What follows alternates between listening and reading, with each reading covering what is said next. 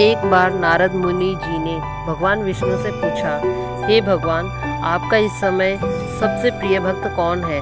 अब विष्णु तो भगवान है, सो झट से समझ गए अपने भक्त नारद मुनि की बात। वो मुस्कुराकर बोले, मेरा सबसे प्रिय भक्त उस गांव का एक मामूली किसान है। ये सुनकर नारद मुनि जी थोड़ा निराश हुए और फिर से एक प्रश्न किया, हे भगवान, आपका बड़ा भक्त तो मैं हूँ, तो फिर सबसे प्रिय क्यों नहीं?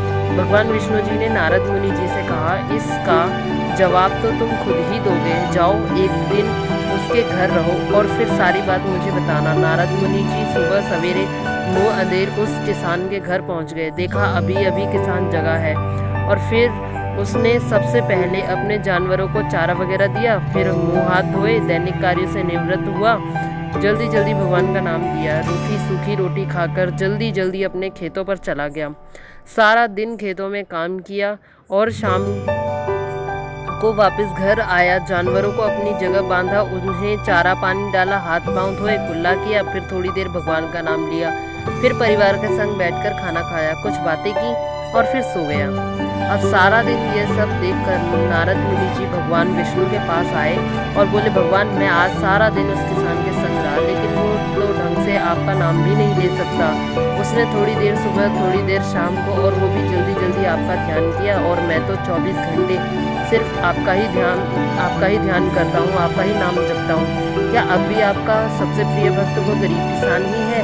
भगवान विष्णु जी ने नारद की बात सुनकर कहा, अब इसका जवाब भी तुम मुझे खुद ही देना। और विष्णु भगवान जी ने एक कलश अमृत से भरा नारद मुनि को थमाया और बोले, इस कलश को लेकर तुम तीनों लोगों की परिक्रमा करके आओ, लेकिन ध्यान रहे, अगर एक बूंद भी अमृत नीचे गिरा तो तुम्हारी सारी भक्ति और पुण्य नष्ट हो जाएंगे। नारद मुनि तीनों लोगों की परिक्रमा करके जब भगवान विष्णु के पास वापस आए तो खुश होकर बोले, भगवान, मैंने एक बूंद भी अमृत नीचे नहीं गिरने दिया।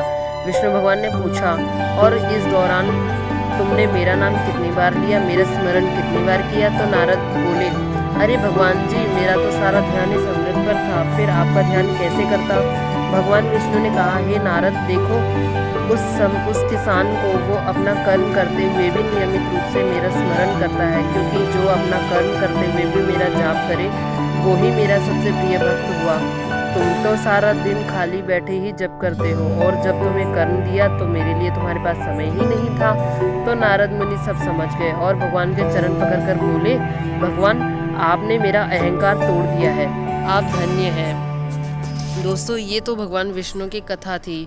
इससे आप खुद ही जान सकते हैं कि हमें कितनी देर भक्ति करनी चाहिए या कितने घंटे तक उनका जाप करना चाहिए। ये आवश्यक नहीं है, बल्कि आवश्यक ये है कि हम दिन में कितने बार ईश्वर को याद करते हैं। फिर चाहे हम सारा दिन कितना ही काम क्यों ना करें, लेकिन हमें अपने ईश्वर के लिए भी समय निकाल करके थोड़ा बहुत समय अपने ईश्वर को देना चाहिए, उन्हें याद करना चाहिए। ये ज़रूरी नहीं है कि हम 108 बार ही माला जप करके उनका ध्यान करें।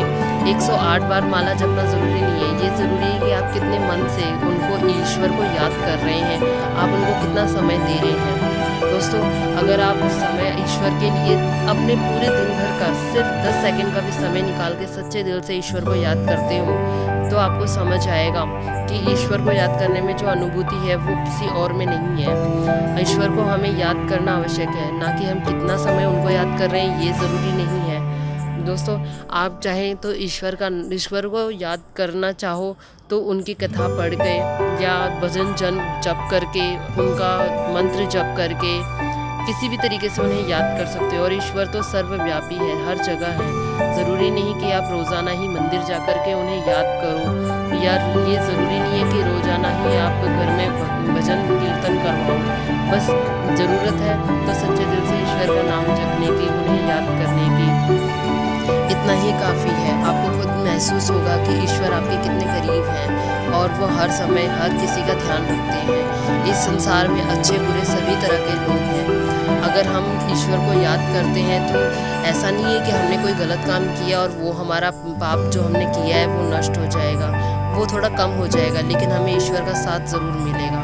हम सच्चे दिल से याद करेंगे तो वो हमारा हर कदम पे साथ देंगे। आपने देखा होगा, खुद भी महसूस किया होगा कभी कि हम कोई भी काम करने चाहते हैं, हमें नहीं पता होता है कि वो हमारे लिए कितना सही है और कितना गलत है, लेकिन फिर भी हमें अंदर से एक फीलिंग आती है कि तुम ये काम मत करो, आज ऐसा ये काम करना ठीक नहीं है, या इस काम को करने से तुम्हारे साथ कुछ गलत हो सकता है, या आज कुछ बुरा होने वाला है, आज कोई कहीं मत जाओ।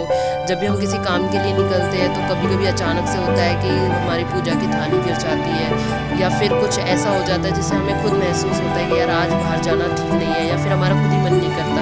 तो वो जो आवाज़ है वो हमें कौन देता है? हमें ईश्वर ही देते हैं। हमें ईश्वर को जानना होगा, तभी हम ईश्वर के करीब पहुंच सकते हैं। वरना बहुत सारे लोग तो ये भी कहते हैं कि आज की दुनिया में ईश्वर है ही नहीं। लेकिन अगर आप इतिहास को उठा करके देखोगे, यहाँ तक कि खुदाई जो हुई है, बहुत सारी खुदाई, बहुत सारी सभ्यताएं हमारी ऐसी मिली है जिनमें हमें ये प्रमाण मिले हैं कि पूरा बहुत हज़ारों साल पहले भी ईश्वर की पूजा होती थी, विष्णु भगवान की, शंकर भगवान की और अन्य देवी देवताओं की। तो ये कोई ऐसे ही तो नहीं है, कुछ तो इनका अस्तित्व था। अगर आपको वीडियो अच्छी लगी तो लाइक, शेयर और सब्सक्राइब करना ना भूले।